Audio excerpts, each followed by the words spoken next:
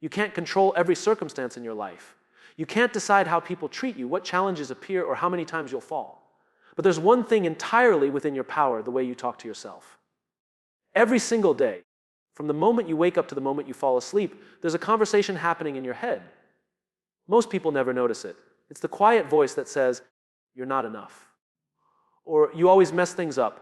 Or, "Why even try?" Now imagine if you spoke to someone you love the same way you speak to yourself. Would they grow or would they shrink? Would they rise or would they give up? The truth is, your life moves in the direction of your words. If you fill your mind with doubt, you'll create hesitation.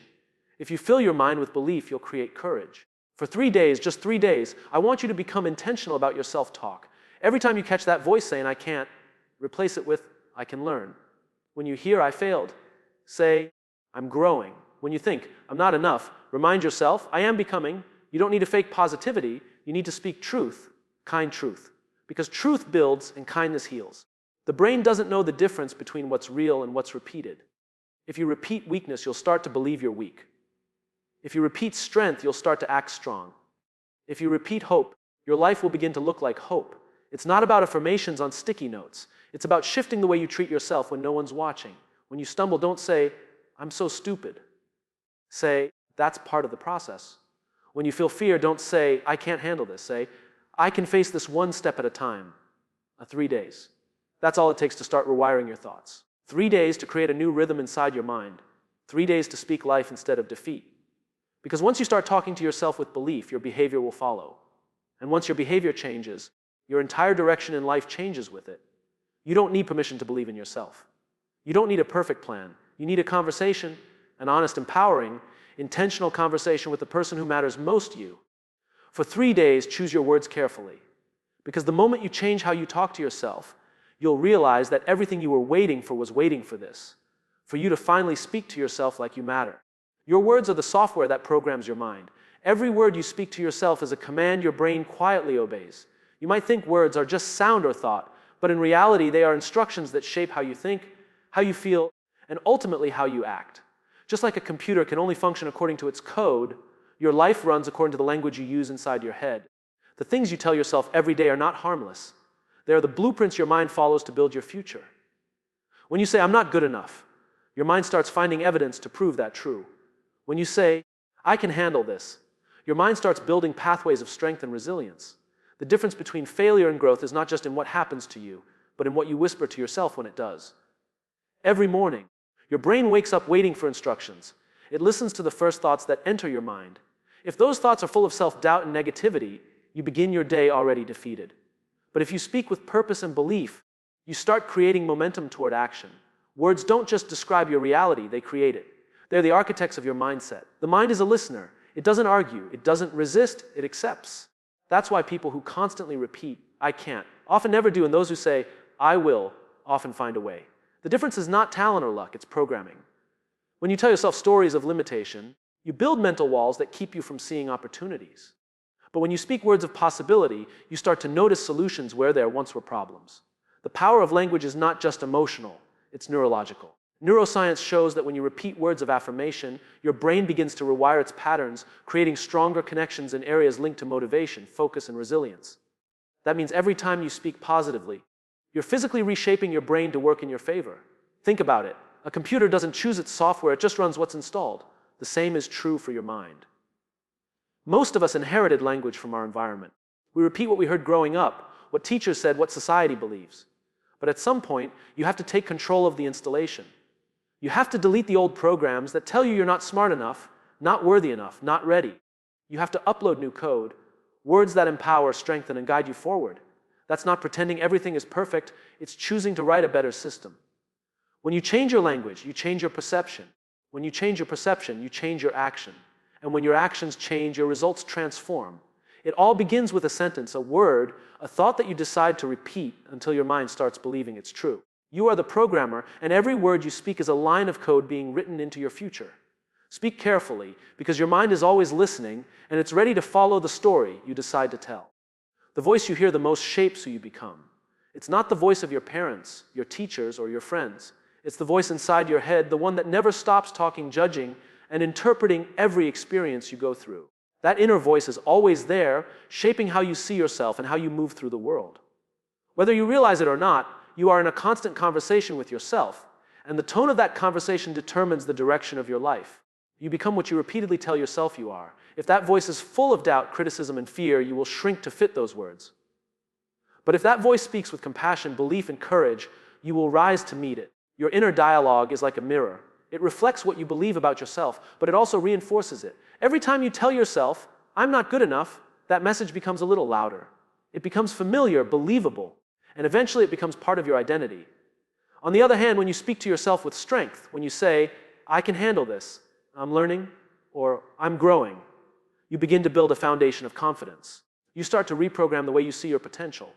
What you feed your mind through words becomes the emotional diet your soul lives on. Negative self-talk starves your confidence, while kind self-talk nourishes it. We often think external voices have the most power, but they fade with time. It's the echo inside you that lasts. Someone might criticize you once, but if you keep repeating their words to yourself, that single comment becomes a lifelong limitation. The real damage isn't what others say, it's what you choose to keep repeating after they're gone. You have the power to decide which voices stay and which ones you silence. You can't stop your inner voice from speaking, but you can choose what language it uses. You can choose whether it becomes your biggest critic or your greatest coach. The voice you hear the most can either drain your energy or give you strength. When it constantly reminds you of what you can't do, your body responds with hesitation. When it reminds you of what you're capable of, your body responds with confidence. The mind and body follow the words you feed them. That's why elite athletes, leaders, and creators talk to themselves differently.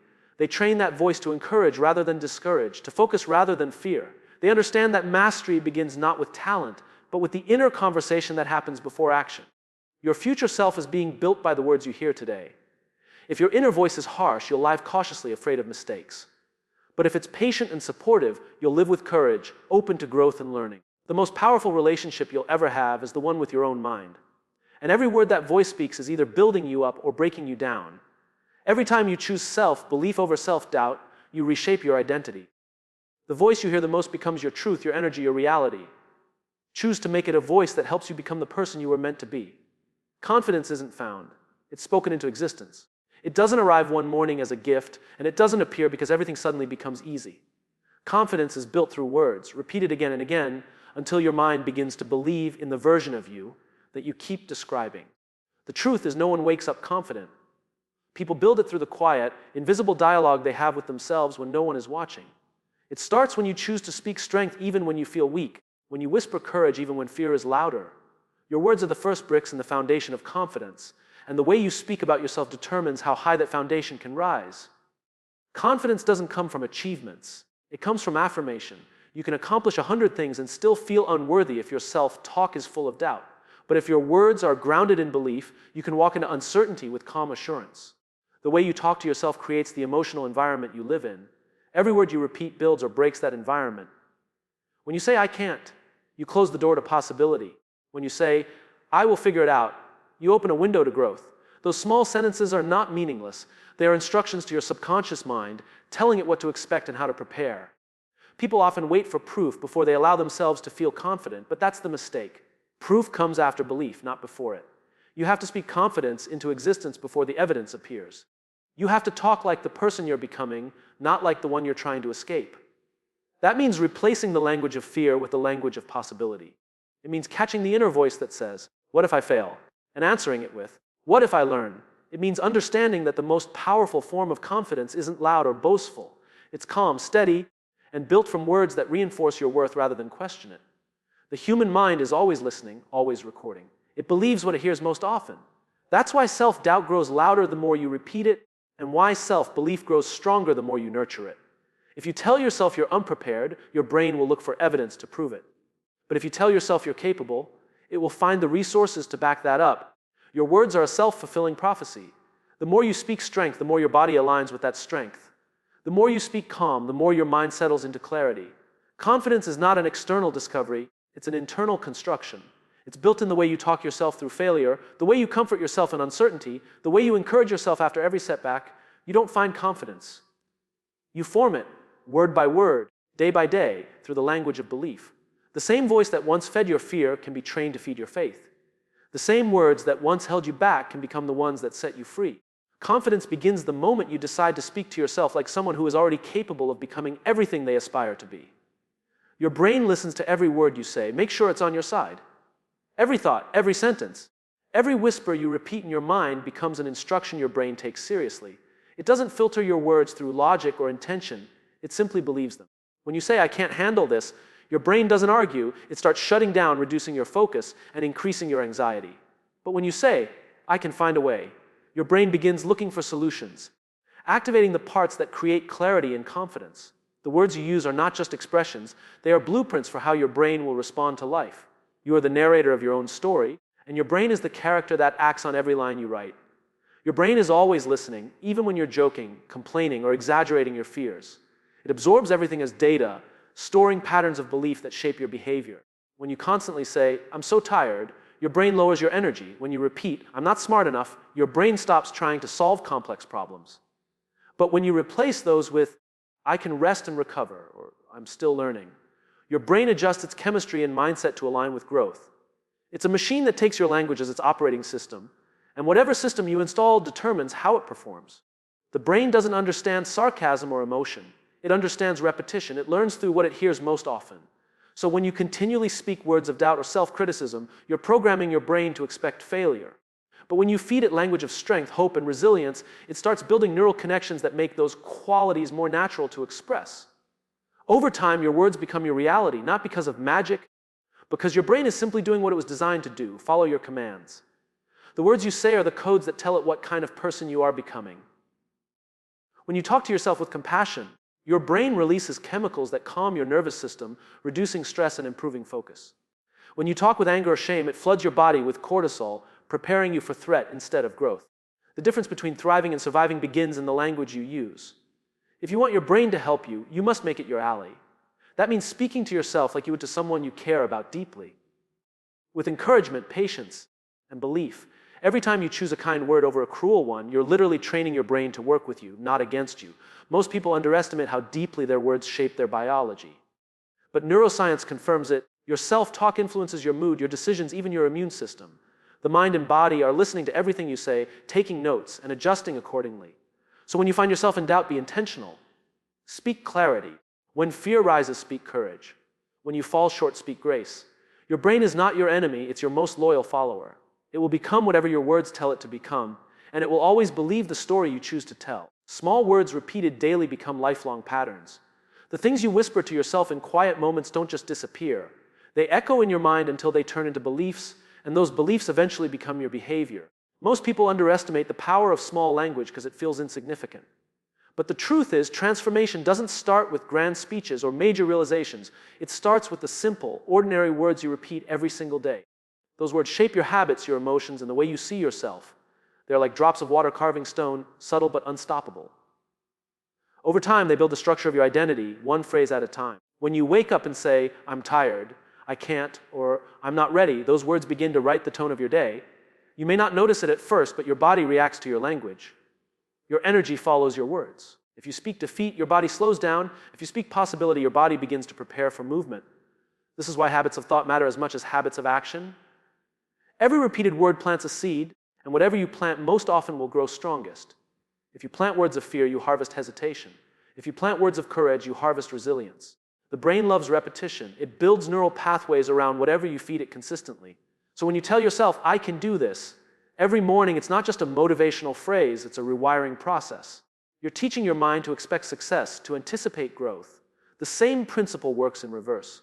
When you continually repeat negative or self-limiting phrases, you're wiring yourself for struggle even when opportunities exist. The words may be small, but their influence becomes enormous because they turn into automatic responses, shaping how you react to life without conscious effort.